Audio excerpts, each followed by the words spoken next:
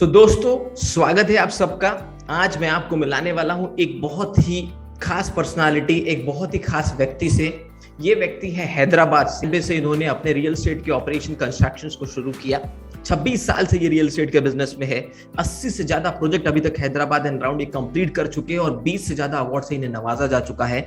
मैं अपनी सभी ऑडियंस को बताना चाहता हूं कि आज का इंटरव्यू बहुत ही इंटरेस्टिंग होने वाला है, तो हमारे साथ बने रहिए, जुड़े रहिए, ताकि आप रियल एस्टेट की इन सब चीजों को जान पाए, समझ पाए और हम आपको बता पाए कि रियल एस्टेट गेम चेंजर जो ये हमारा मिशन है कि जो हम अगले 10 साल में भारत में 2030 तक 1 लाख से ज्यादा रियल एस्टेट एंटरप्रेन्योर को एम्पावर करना चाहते हैं, ऐसे कुछ प्रैक्टिकल पर्सनालिटीज के थ्रू जिन्होंने रियल एस्टेट में अपने सिटी में, अपने शहर में, अपने स्टेट में बहुत अच्छा काम किया है। जो 2 सबसे बड़े अवार्ड इन्हें मिले वो 2014 में नरेटको एक्सीलेंस अवार्ड और 2015 में टीवीएस बिजनेस लीडर अवार्ड्स। सो मैं स्वागत करना चाहूंगा रेड्डी सर का। Reddy sir, welcome on real estate game changers interview series. Thank you. Sir, शुरू करते हैं हमारे इस इंटरव्यू के दौर को।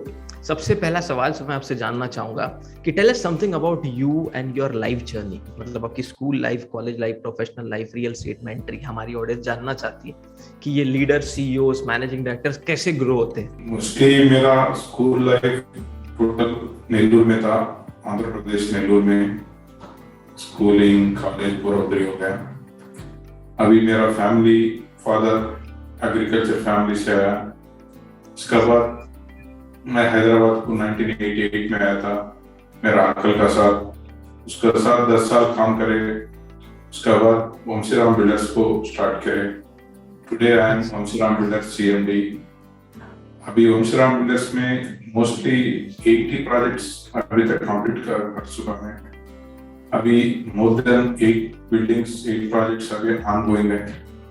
अभी मोस्टली SEZ है, ऑफिस स्पेस है, IT स्पेस है, रिटेल, कमर्शियल है, रेजिडेंशियल, ऑल टाइप कंस्ट्रक्शंस में हमारा वंशीराम बिल्डर्स ग्रो हो रहा है। सर, तो इतनी सब चीजें आपने अचीव की, तो वो जब रियल एस्टेट में आपके, जैसे आपने कहा कि आपके अंकल के साथ आपने 10 साल काम किया, फिर आपकी एंट्री हुई, तो जब रियल एस्टेट में आप एंटर कर रहे थे तो क्या सवाल आपके मन में चल रहे थे इस इंडस्ट्री को लेकर, या क्या थॉट्स आपके अंदर थे जो इतने बड़े ग्रुप का निर्माण आपने किया? अभी हम स्टार्टिंग में जो भी वंशीराम बिल्डर्स स्टार्ट करने के पहले हम सोचा, हम वंशीराम बिल्डर्स को स्टार्ट करने के बाद फर्स्ट कस्टमर को सेटिस्फाई करना, सेकंड क्वालिटी प्रोडक्ट देना। कस्टमर सेटिस्फाई होना तो क्वालिटी प्रोडक्ट दिया तो कस्टमर सेटिस्फाई होता है। एक लोकेशन, एक बढ़िया लोकेशन को select, location selection, quality construction, in time delivery, ये तो हम ग्रो हो सकते हैं। ऐसा बोल के वो 3 चीज आप माइंड में रख के स्टार्ट करें।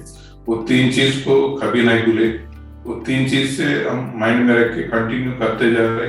हमारे को क्या पीछे देखने को जरूरत नहीं पड़ी अभी तक। ऐसे जब 80 प्रोजेक्ट, एक प्रोजेक्ट लिया, वही बंदा दूसरा प्रोजेक्ट लिया। कस्टमर भी ओनली माउथ पब्लिसिटी से हमारे से मार्केटिंग होता। रिपीटेड कस्टमर्स ज्यादा रहते हैं हमारे पास। इसके लिए हम, मेरा ग्रोथ भी ऐसे होते हैं, quality, timely deliver and location, ये 3 का ऊपर मेरा मेन फोकस। बहुत बढ़िया सर, बहुत धन्यवाद दूंगा मैं कि इतना अच्छा आंसर आपने दिया कि 3 चीजों पे आपने हमेशा ध्यान रखा। क्वालिटी अच्छी हो, क्वालिटी कंस्ट्रक्शन आप करें, लोकेशन अच्छा और टाइम पे डिलीवरी दे सके। मतलब अगर लोकेशन, क्वालिटी और टाइमली डिलीवरी, इन तीनों का कॉम्बिनेशन मिल जाए तो आने वाले रियल एस्टेट एंटरप्रेन्योर की जो जनरेशन है वो सर से बहुत कुछ सीख सकती है और अपने प्रोजेक्ट में इसे इंप्लीमेंट करके भी आप अपने शहर, अपने सिटी में अच्छा नाम कर सकते हैं, एक ब्रांड बना सकते हैं। Sir, thank you so much. थोड़ा आगे बढ़ते हैं। हमने तो जितना भी जाना ग्रुप के बारे में वो ठीक है, अवेलेबल है हर जगह, लेकिन हम आपसे जानना चाहते हैं कि इसकी स्टोरी कैसे बढ़ी आगे। पहले कौन सा प्रोजेक्ट किया, फिर क्या चैलेंजेस आए, फिर कौन सा प्रोजेक्ट, अभी टोटल कितने प्रोजेक्ट, कौन से एरिया में आप है और आगे कहाँ आना चाहते हैं, या कितने टोटल एम्प्लॉइज है, ये सब थोड़ा सा हम जानना चाहते हैं आपके ग्रुप के बारे में। स्टार्टिंग में सेंट्रल हैदराबाद में श्रीनगर कॉलोनी बोल के, हैदराबाद में श्रीनगर कॉलोनी में स्टार्ट करे। वहां से स्टार्ट करके ओनली श्रीनगर कॉलोनी में 25 प्रोजेक्ट कंप्लीट करे। उसके बाद ऑल श्रीनगर कॉलोनी बोले तो गजेटेड ऑफिसर्स सोसाइटी है, उसमें all officers IAS, IPS, remaining officers हैं। सब लोग एक ऑफिसर देने के बाद वो दूसरा ऑफिसर को रेकमेंड करे, आपका प्रॉपर इनको देना। ऐसी बहुत पब्लिसिटी से मैं बहुत क्लाइंट्स मिले। एरियाज में ऑलमोस्ट 25 प्रोजेक्ट सिनेप कॉलोनी में कंप्लीट करे। उसके बाद बंजारा हिल्स एंड सोमाजीगुड़ा, ऐसी मादापुर मेन प्रीमियम लोकेशंस में लैंड्स लिया। अभी तक आप सोचे तो एक प्रोजेक्ट को भी प्रोजेक्ट लोन नहीं लिया विदाउट प्रोजेक्ट चलाते हैं। बहुत बढ़िया। हम कस्टमर से सेल करते इमीडिएटली स्टार्टिंग प्रोजेक्ट भूमि पूजा करने के बाद इमीडिएटली एडवांसेस आते हैं। क्लाइंट जो भी एडवांसेस दिया कैसा देते एडवांस, उनका मेरे ऊपर कॉन्फिडेंस है, टाइम में कंप्लीट करेगा, क्वालिटी प्रोडक्ट देगा, लोकेशन भी वास्तु विस्तु सब देखेगा, लोकेशन भी परफेक्ट लोकेशन है, सब समझ के हमारे को स्टार्टिंग से बुकिंग हो जाती है। उनका अमाउंट से हम चला के बिल्डिंग कंप्लीट कर देते हैं। और प्रोजेक्ट लोन बैंक से लोन लेने का अभी तक जरूरत नहीं पड़ी। बहुत बढ़िया सर। ये तो मैं कहना चाहूंगा पूरे भारत में एक यूनिक आपने बात कही, और ये इंटरव्यू बहुत ही खास है कि इतने सारे प्रोजेक्ट्स कंप्लीट हो गए इस ग्रुप के, फिर भी रेड्डी सर ने आज तक किसी भी प्रोजेक्ट पे प्रोजेक्ट लोन नहीं लिया। कस्टमर का इन पे ट्रस्ट, जब एक कस्टमर को इन्होंने अच्छा प्रोडक्ट दिया, उसी ने और 4 बड़े क्लास 1 लेवल के लोग, IAS लेवल के लोग, IPS लेवल के लोग, कलेक्टर लेवल के लोग इनके क्लाइंट्स हैं, उन्होंने और क्लाइंट्स लाए। वो भरोसा जो उन्होंने खरीद कर महसूस किया वो लोगों पे ट्रांसफॉर्म किया, और उस भरोसे की वजह से आज इतने प्रोजेक्ट में कंप्लीट करना विदाउट प्रोजेक्ट लोन, सर बहुत बड़ी बात है। Big round of applause for your group. Thank you so much for giving the information. थोड़ा आगे बढ़ते हैं सर। ऐसा माना जाता है कि हर लीडर का कोई ना कोई आइडल होता है, कोई मेंटर होता है, जिन्हें वो इंस्पिरेशन मानते हैं, जिनसे सीखते हैं, जिन्हें ऑब्जर्व करते हैं, जिनके बारे में पढ़ते हैं। तो ऐसे कोई आपके इन्फ्लुएंसर या मेंटर या इंस्पिरेशन है? वो जनरल मैं पहले भी बोल चुका है, मेरा अंकल का साथ 10 years काम करे बोल के। मेरा मेंटर उन्होंने मेरे मेंटर है। मैं छोटा बच्चे का टाइम से भी उन्होंने कॉन्ट्रैक्ट करता था, रियल एस्टेट करता था, सब करता था, बिल्डिंग कंस्ट्रक्शन में था। उनको देख के कभी भी मैं भी करना बोल के वो टाइम से मेरे माइंड में है। फिर मेरे मेंटर उन्होंने श्रीनिवास रेड्डी बोल के मेरा चीचा है, फादर का ब्रदर है, उन्होंने मेरा मेंटर। बहुत सही सर। और एक ये कॉमन चीज सर हमने बहुत बड़े बड़े बिल्डर्स में देखी, इतने सारे सीईओज के इंटरव्यू हमारे हुए, आनंद सिंघानिया जी, बहुत सारे लोगों के हमने इंटरव्यूज लिए, और एक बात ये पता चली कि सबके मेंटर या इंस्पिरेशन जो ग्रुप बहुत सालों से काम कर रहे हैं, 25 साल, 30 साल, 50 साल, या तो उनके पेरेंट्स या उनका फैमिली कोई मेंबर जिससे उन्होंने सीखा है। और वैसा ही हमने आप में भी देखा कि आपने अपने अंकल से बहुत कुछ सीखा इस इंडस्ट्री से रिलेटेड, वो ही आपका मेंटर है, और उस फैमिली ट्रेडिशन को आपने आगे बढ़ाया। इसके लिए बहुत बहुत धन्यवाद हम आपका देना चाहेंगे, और ये बहुत बड़ी बात है। चलिए थोड़ा आगे बढ़ते हैं सर, लीडरशिप के बारे में बात करेंगे। हमारी book specially leadership strategies cover कर रही है रियल एस्टेट सीईओज की।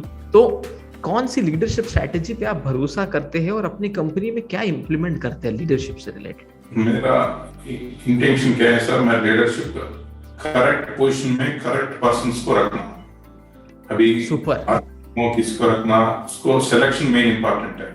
Project manager, heads of the 4 heads रहते डिपार्टमेंट, 4 डिपार्टमेंट्स, 4 डिपार्टमेंट्स को हेड्स को करेक्ट पर्संस को करेक्ट पोजीशन में रखना, वो मेन है। उसके बाद व्हाटएवर जो भी है काम कर रहे उसमें वॉच करते रहना, एवरी वीक का मंथली मीट होते रहना, उनसे भी इनपुट्स लेना, अपना इनपुट्स उनको देना, वो ही मेन है। उनसे प्यार से काम कराना। बहुत सही बात। इतना बड़ा लीडरशिप का मैसेज सर आपने दे दिया कि सिलेक्शन इंपॉर्टेंट है, करेक्ट पोजीशन पे करेक्ट व्यक्ति को रखना, सही जगह पे अगर सही व्यक्ति काम करे तो आपके कंपनी में लीडरशिप अपने आप अच्छे लेवल पे चली जाएगी, क्योंकि जो लोग सही काम कर रहे हैं और उन्हें उस काम का नॉलेज है और उस व्यक्ति को वो काम करना पसंद है, तो वो एज अ लीडर काम करेगा। और ये एक स्ट्रैटेजी ने आपकी कंपनी को इतने आगे ला लिया। ये बताने के लिए सर बहुत बहुत धन्यवाद। थोड़ा सा और आगे बढ़ूंगा कि एक MD, एक CEO, एक डायरेक्टर कैसे अपने लाइफ में रूटीन्स फॉलो करता है? क्या कोई सक्सेस हैबिट आप फॉलो करते, कोई रिचुअल आप फॉलो करते अपनी एनर्जी लेवल को हमेशा अच्छा रखने के लिए, अपनी हेल्थ को अच्छा रखने के लिए? ये मैं जरूर जानना चाहूंगा सर आपसे। हम तो हमेशा मॉर्निंग 5:36 को उठते, सुपर, मॉर्निंग थोड़ा टाइम के लिए योगा करते, उसके बाद और 1 आवर वॉक करेगा। वॉकिंग से 7:30 8 o'clock को योगा वॉकिंग पूरा कंप्लीट होने के बाद 15-20 मिनट पेपर पढ़ के कॉफी पीने के बाद रेडी होकर इमीडिएटली 9 o'clock को काम पे आ जाते ऑफिस। 9 o'clock को ऑफिस कर जाते। 9 से स्टार्ट करके इवनिंग अप टू 7 o'clock तक ऑफिस और अदर एक्टिविटीज में इसी में रहते। उसके बाद बीच बीच में कभी सोशल एक्टिविटीज रहते, फ्रेंड्स दोनों मैनेज करना भी। मॉर्निंग तो कंपल्सरी योगा वॉक और इवनिंग्स वीकली 3-4 days जिम भी करते घर पे। ऐसा करने से फिजिकल एक्टिव रहेगा, माइंड भी फ्रेश रहते। उसके बाद इवनिंग कभी वीकली वंस पिक्चर हो जाते, नहीं तो घर पे भी होम थिएटर में पिक्चर देखते, फ्रेंड्स से मिलते रहते, कभी गेट टुगेदर रहते। सुपर। देखिए कितना बड़ा मैसेज। ये वंशराम बिल्डर्स है, हम खुद का स्टार्ट करे सो कंपनी है। मेरे को कोई मेरा फादर कंपनी को ग्रो करके हमने दिया, हम खुद का। इसके लिए उसको मैं ज्यादा केयरफुली इसका और ग्रो करना पड़ेगा। अभी अपना कोई गॉडफादर नहीं इसका, हम खुद का डेवलप करे सो कंपनी है। इसके लिए ज्यादा इंटरेस्ट दिखा के और इसको अभी मेजर प्रोजेक्ट करना मेरा इंटेंशन है। अभी ऑलमोस्ट बिग प्रोजेक्ट्स चल रहे हैं। अभी SEZ है 3 million, 6 million, 1.5 million ऐसा प्रोजेक्ट्स चल रहे हैं। ओके, ऐसे अच्छा चल रहा है। अभी तक तो कोई पिक्चर देखने की जरूरत नहीं पड़ी लास्ट बहुत बढ़िया सर, 23-24 years। बहुत बढ़िया सर। देखिए कितनी बड़ी बात मैं अपने ऑडियंस को बताना चाहूंगा कि एज अ लीडर सर जल्दी उठते, अपने रूटीन को फॉलो करते, from morning walk to meditation to exercise, हर चीज को समय देते। हफ्ते में 1 से 2 बार मूवी देखना, एंजॉय करना, दोस्तों से मिलना, शाम को फैमिली को समय देना, एक overall work life balance manage करके चलते हैं। इसीलिए as a CEO, as a managing director इतने बड़े प्रोजेक्ट को इतने कूल और काम नेचर के साथ कर पा रहे हैं। दोस्तों हेल्थ का बहुत बड़ा इंपॉर्टेंस है हमारे सक्सेस में। रियल एस्टेट के बिजनेस में अगर आपको बहुत सारी चीजों को हैंडल करना है, ये थोड़ा बिजनेस बाकी बिजनेस से थोड़ा अलग होता है। कभी लीगल टेंशन, कभी सैंक्शनिंग का, कभी लैंड क्लियरेंस का, कभी टाइटल क्लियरेंस का, बहुत सारी चीजें इसमें इन्वॉल्व होती है। दिन भर व्यक्ति को, specially managing director in real estate CEOs को इन सब से इन्वॉल्व रहना पड़ता है। मार्केटिंग डिपार्टमेंट अलग, सेल्स का अलग, ऑपरेशंस का अलग, और उतना सब मैनेज करने के लिए खुद की एनर्जी को बैलेंस करना, मैनेज करना सबसे बड़ी चीज है। और उसका इतना अच्छा मंत्र सर ने बताया, उसके लिए सर बहुत बहुत धन्यवाद। आने वाले समय में सर रियल एस्टेट में किसी एंटरप्रेन्योर को ग्रो करना है तो सफलता का मंत्र आपके हिसाब से क्या है? सक्सेस मंत्र for real estate growth. Success मंत्र बोले तो आप हमेशा टेंशन नहीं लेना, माइंड को ज्यादा टेंशन नहीं लेना।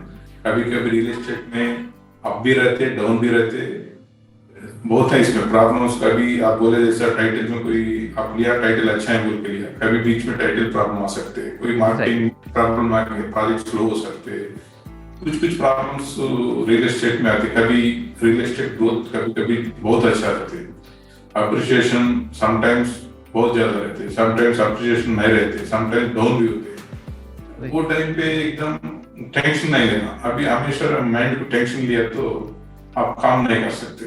आप टेंशन मत लेना, कभी भी आराम से कूल माइंड से थिंक करके आगे जाना।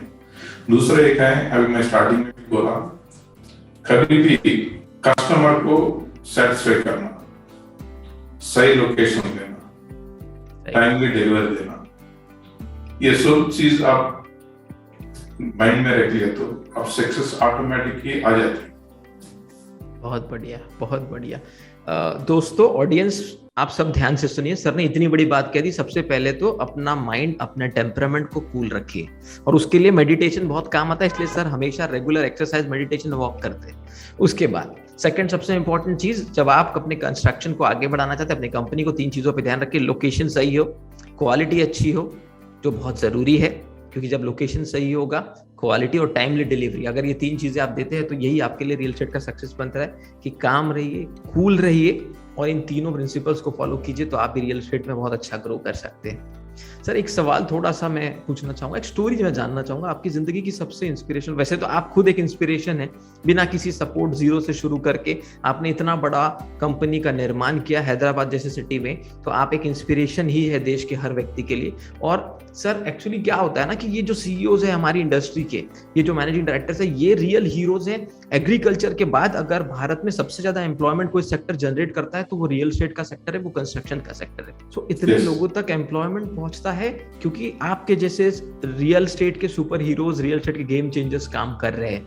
सर एक स्टोरी मैं जानना चाहूंगा, कभी आपके साथ हुआ हो लाइफ में जिससे आपको बहुत कुछ सीखने मिला, कोई प्रैक्टिकल, कभी कस्टमर को आप हैंडल कर रहे थे या कोई प्रोजेक्ट बनाते समय कोई प्रॉब्लम आ गई या जो आप सीख रहे थे उस समय कुछ हुआ, कोई ऐसी स्टोरी जो आपके लाइफ की बहुत टर्न अराउंड स्टोरी हो, ऐसा कोई आप शेयर करना चाहेंगे? सर तो कोई पर्टिकुलर तो नहीं है कुछ। अभी कस्टमर हमेशा कभी कस्टमर सेट से उनका, अभी हम 100 फ्लैट्स बना रहे हैं, 100 फ्लैट्स एक कस्टमर एक फ्लैट लेगा बराबर। एक फ्लैट लिया तो उनको वो फ्लैट का अंदर जो भी है डिफेक्ट्स हैं उनको वो फ्लैट के अंदर पूरा देखते हैं। अपन क्या देखते हैं, 100 फ्लैट्स को देखते हैं, राइट। कस्टमर एक ही फ्लैट को देखेगा, राइट। अपन भी क्या सोचना, बनने के टाइम पे कस्टमर जैसा सोचते हर एक फ्लैट अपना समझ के सोच के काम करके डिफेक्ट्स हैं पूरा सही करके देना। कभी कस्टमर तुम कितना भी काम करो थोड़ा बहुत प्रॉब्लम्स आते, ऐसा 1 or 2 इंस्टेंट्स भी हैं, उसमें तो उतना प्रॉब्लम नहीं, उनसे कूल माइंड से उनसे समझा के उनको फिर सर्विस दिया तो उन्हें भी नेक्स्ट डे हम दोस्त हो जाते। Right right right right sir, बहुत बहुत इंपॉर्टेंट चीज आपने बताई। अब मैं आखिरी क्वेश्चन की तरफ आऊंगा सर, लास्ट क्वेश्चन मैं आपसे पूछना चाहूंगा, और हमारा आखिरी सवाल ये है कि आज रियल एस्टेट इंडस्ट्री में मार्केटिंग एजेंसीज का रोल बढ़ता जा रहा है, प्रोडक्ट बहुत बन रहे हैं, लोगों को घरों की जरूरत तो है, पर प्रोफेशनल मार्केटिंग एजेंसीज भी बहुत सारी भारत देश में अब लोग शुरू कर रहे हैं, या बड़ी सिटीज में स्पेशली मार्केटिंग एजेंसी सेलिंग का काम करती। तो एक मार्केटिंग एजेंसी या एक रियल एस्टेट एडवाइजर को आप क्या फाइनल टिप देना चाहेंगे या क्या एडवाइस देना चाहेंगे रियल एस्टेट में ग्रो करने? मार्केटिंग में मेन डिजिटल मार्केटिंग में ज्यादा फोकस करना। ओके। डिजिटल मार्केटिंग से अपन आजकल के हम सब लोग वेबसाइट में डिजिटल मार्केटिंग में देख के बहुत लोग आ गए। दूसरा एक है कस्टमर और एक कस्टमर को बोलना, वैसे माउथ पब्लिसिटी में ज्यादा मार्केट होना। ऐसा होना तो आप क्या करना, पहले कस्टमर को सेटिस्फाई करना, करे वही कस्टमर आपको मार्केटिंग करके दूसरा कस्टमर, मेन वही है। मैं आप ज्यादा पेपर एड्स दे सकते, पेपर एड्स में आपका project so and so location में आ रहे बोल के एक के लिए काम आता। डिजिटल मार्केटिंग हमेशा आप देखते रहते, हमेशा डिजिटल मार्केटिंग लाइव में रहते, इसके लिए ज्यादा फोकस डिजिटल मार्केटिंग को दिया तो बेस्ट है। आपका जैसा रियल एस्टेट गेम चेंजर का बुक्स में भी एड्स देना, ऐसे एड्स दिया तो वो बुक्स है एक दिन में देख कर, ऑलमोस्ट मंथली मैगजीन है, वीकली मैगजीन रहते हैं, उसमें तो दिखते रहते, डेली पेपर में एक बार आते चले जाते। मेरा एडवाइस क्या है, मैगजीन्स पे देना, डिजिटल मार्केट को जाना। दूसरा एक आप सकते वोटिंग्स है, अभी प्रोजेक्ट के हिसाब से वोटिंग्स दे सकते, सब दे सकते हैं। मेन फोकस डिजिटल मार्केटिंग को देना, कस्टमर सेटिस्फैक्शन पे, कस्टमर रिपीटेड कस्टमर्स को customer to customer mouth publicity रखना, वो दोनों मेन इंपॉर्टेंट है। Right. Thank you sir, thank you so much आपके इतने अच्छे आंसर्स देने के लिए। एक आखिरी चीज आपसे सर बस यही पूछना चाहूंगा कि आने वाले समय में रियल एस्टेट में क्या अपॉर्चुनिटीज आपको दिखती है और क्या थोड़े से चैलेंजेस लगते हैं इस इंडस्ट्री में? अभी हम तो मेरा वंशीराम बिल्डर्स हैदराबाद, बैंगलोर एंड आंध्र प्रदेश में तिरुपति 3 जगह से काम चल रहा है। Very good. फ्यूचर में हैदराबाद ग्रोथ लास्ट 3-4 ईयर से आप भी देखे होंगे, बहुत अच्छा ग्रोथ है, मल्टी फोल्ड्स तो इंक्रीज हो गया है। बैंगलोर में भी अच्छा रहेगा। हैदराबाद में ग्रोथ, कंटिन्यू ग्रोथ चला वो आएगा बोल के मेरा इंटेंशन है। एवरी ईयर 10 to 15% ग्रोथ तो कंटिन्यू चलेगा। मेन नेक्स्ट कमिंग 2002 से मिडिल 3rd क्वार्टर से कमर्शियल को अच्छा मार्केट आएगा बोल के मेरा intention. Superb. Thank you so much sir for sharing such a valuable information with us in this interview। और हमारी पूरी टीम, आपकी टीम का सबका बहुत बहुत धन्यवाद देना चाहेगी इस इंटरव्यू को ऑर्गेनाइज करने में, कोऑर्डिनेट करने में, और ये लोग सब नहीं होते तो ये इतना अच्छा रियल एस्टेट गेम चेंजर का इंटरव्यू आपके जैसी इंस्पिरेशनल पर्सनालिटी से हम लोग नहीं ले पाते। इसलिए आपकी पूरी टीम का बहुत धन्यवाद, आपका बहुत बहुत धन्यवाद, और एंटायर हमारी टीम का भी जिन्होंने टेक्निकली इतना सपोर्ट किया उनका बहुत बहुत धन्यवाद। Thank you so much for your precious time, and thank you so much कि आप हैदराबाद, बैंगलोर, तिरुपति जैसे एरिया में इतना अच्छा रियल एस्टेट। आपको भी धन्यवाद है, आपका टीम को धन्यवाद है, रियल एस्टेट गेम चेंजर्स के लिए धन्यवाद है। Thank you very much.